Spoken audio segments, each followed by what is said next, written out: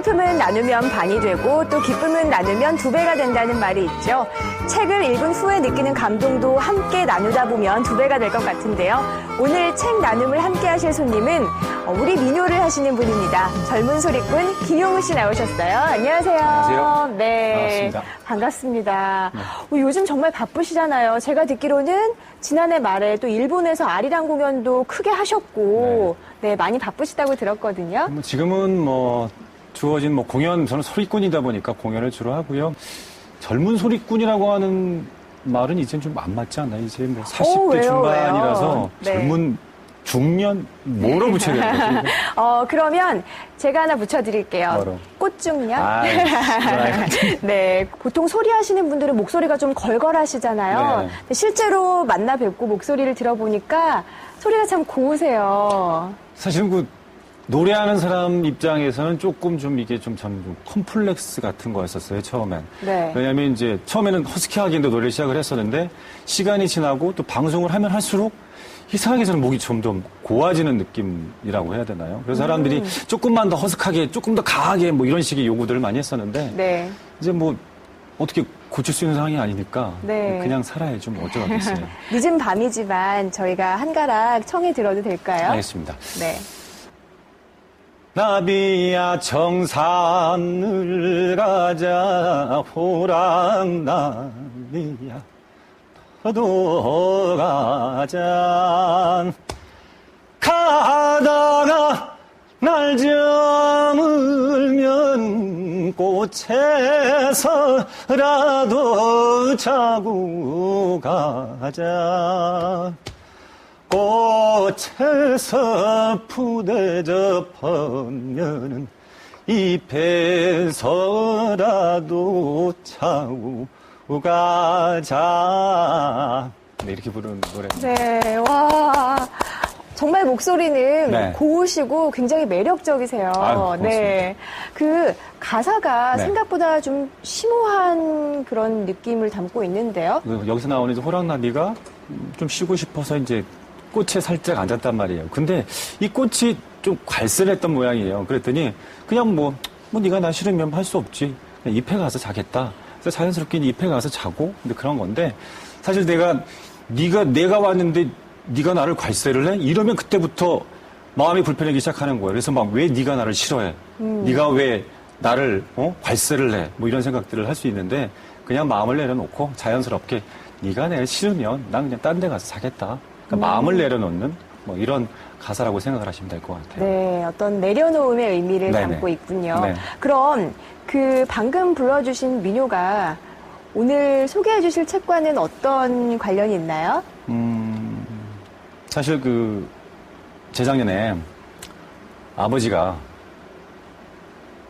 갑자기 돌아가셨어요. 네. 그러니까 멀쩡하셨던 분인데 쓰러지시고 나서 15일 만에 병원에서 돌아가셨거든요.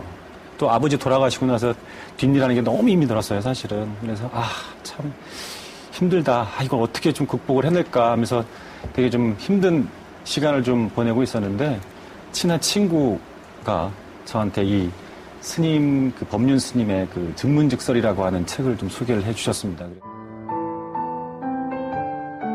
생활 속에서 마주하는 고민에 대한 명쾌한 해결책을 제시하는 법륜 스님의 강연을 책으로 옮겼습니다. 삶의 통찰이 담겨 있는 답변을 통해 독자들을 행복으로 안내합니다.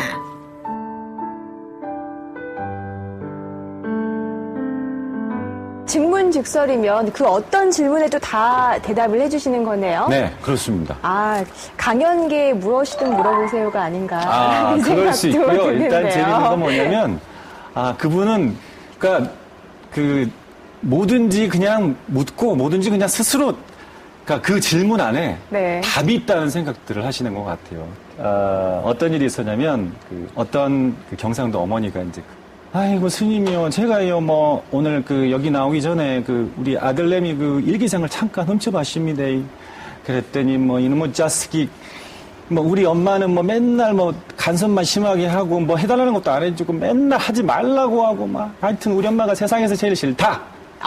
이렇게 일기장에 써놓은 걸 이제 엄마가 본 거예요. 스님, 어쩌면 좋습니까? 이런 자식을 어떻게 하면 좋겠습니까? 이렇게 이제 막 질문을 한 거예요. 그랬더니 네, 스님의 답변이 굉장히 궁금한데요. 남의 일기장은 보는 게 아닙니다.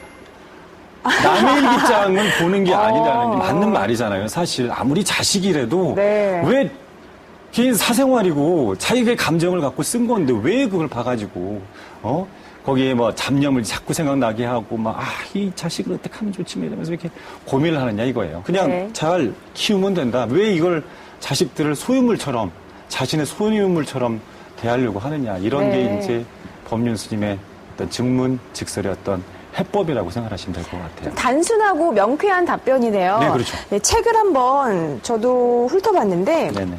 그 공감 가는 제목들이 좀 있었어요. 어떤 예를 들면은 저는 직장인이니까 예, 예. 직장에 미운 사람이 있어요. 있죠 분명히. 네.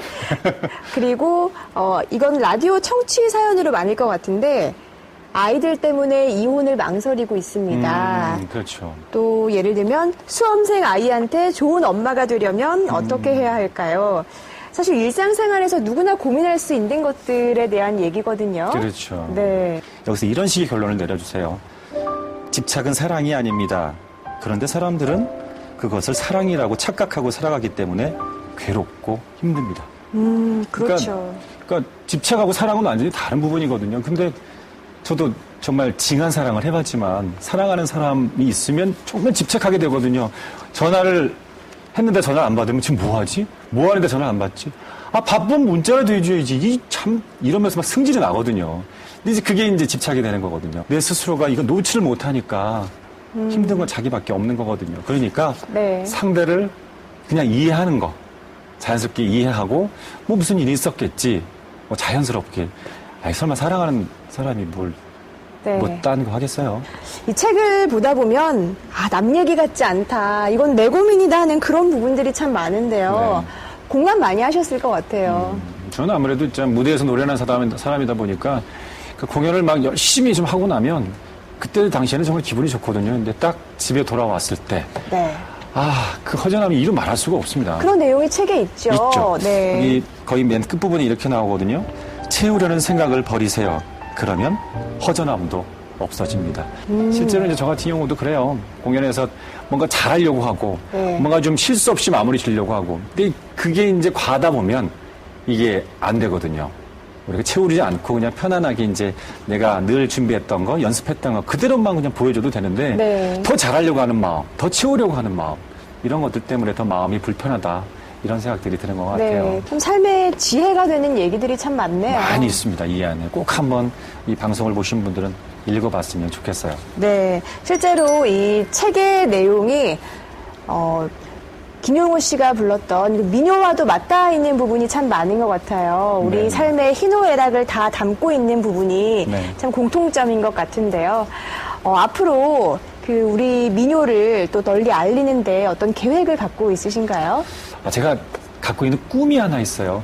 그 꿈은 뭐냐면 민요 합창단을 한번 만들어 보는 거예요. 민요 합창단이요? 예, 그 합창단은 민요만 부르는 여러 명이 같이 부르는 거이긴 하지만 화성도 들어가고 거기 또 우리 민요다 보니까 장단도 들어가게 될 것이고 신명도 들어가게 될 것이고 네. 이 다양한 것들을 그 민요 안에 잘 한번 녹여내서 정말 사람들과 함께 소통하고 행복을 함께 좀 나눴으면 하는 게 제가 앞으로 꼭 하고 싶은 꿈입니다. 네, 민요 합창단 기대하겠습니다. 네. 오늘 김용호 씨를 통해서 어떻게 보면 종교와 상관없이 우리 삶의 일상생활에서 얻을 수 있는 그런 지혜의 말씀들을 읽어볼 수 있는 시간 가져봤습니다. 오늘 함께 해주셔서 고맙습니다. 고맙습니다.